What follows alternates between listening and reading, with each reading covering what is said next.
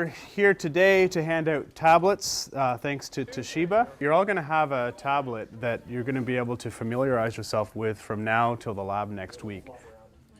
What's unique about this course is there's the two parts to it. One is some traditional lectures and some general field trips where we go to somewhere interesting and stand around as a group and talk about what we're seeing, and there's a discovery element there. A lot of milk zealots, I think, is the, like those the guys. genus. Those are staff. And then the other side of it is the smaller, intense group work that requires the learners to be a different level of responsibility. And when we incorporated a social media component where they had to talk about their research, not just to each other, not just to me, and not just to the TA, but they actually had to talk about it to a much broader audience than they normally would. They had a different kind of responsibility. I think maybe for the first time it allowed them to place themselves within the context of the broader scientific community. I think especially at the undergrad level there's this major disconnect. There's the students, and then there's maybe the professors, and then there's all those other people who do science.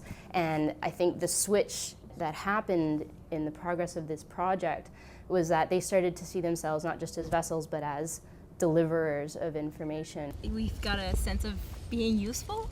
Yeah. Yeah. We're actually connected to a wider scientific community in a wider world where this information is applicable. On se sent vraiment plus près de la communauté scientifique, puis ça nous donne une perspective qui est live aussi en même temps. Là. Donc vraiment, là, sur le coup, on est capable de partager ce qu'on apprend, on est capable de partager ce qu'on a découvert. I'm not sure if you saw this, Crystal, but we're getting, some of the teams are live tweeting from the field. This one here, the hemlock group, showing us that hemlocks have an affinity for growing on rotten wood. Check out this picture. So there it is. Cool. This was tweeted, 10 minutes ago. 10 minutes ago. they're finding things that are like interesting to them at that moment. Like they're having little revelations or little aha moments, right? Yeah. Like this is worth sharing, yeah.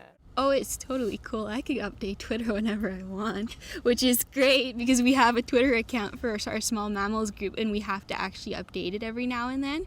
So we could take pictures of what we're seeing right then and there and have our followers see it.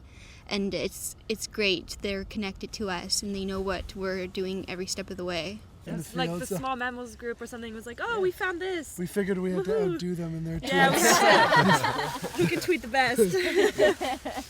And I think that's why we started to see the tweeting in the field, because they started to realize, people are reading our blog posts, and not just other people in our class, but real scientists. 5 meters? I don't know how high that goes.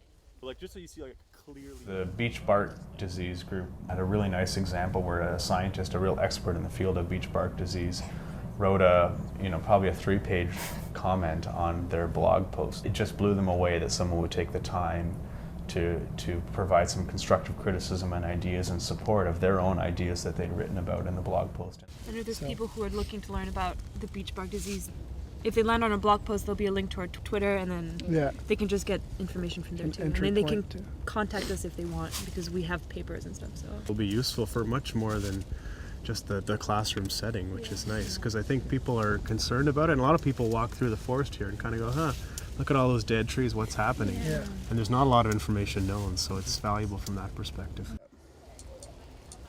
I think you could use mobile technology very effectively in this course without social media, but that's a very small fraction of the potential. I'm going to take another picture of this, and I'm going to put it on Twitter and see if any of my contacts know it. Those blog posts will be there permanently, and we'll be able to add to them in coming years with other groups. And it's really creating like a repository of data and of information that otherwise in sort of traditional classroom settings would be really lost. Because there's this permanency to it, think of the students next year going in, they now have a model. Mm-hmm. They can go to the blog post on litter invertebrates or on small mammals and say, wow, that's what that group did last year. I can do better. Or I can do something a little bit differently. Or I'm going to study other things that they didn't catch. Or I'm going to ask a slightly different question. So long term, 4 or 5 years down the road, we're going to have 30, 40 blog posts all on different aspects of the Arboretum. That's going to raise the level of the game over and over again.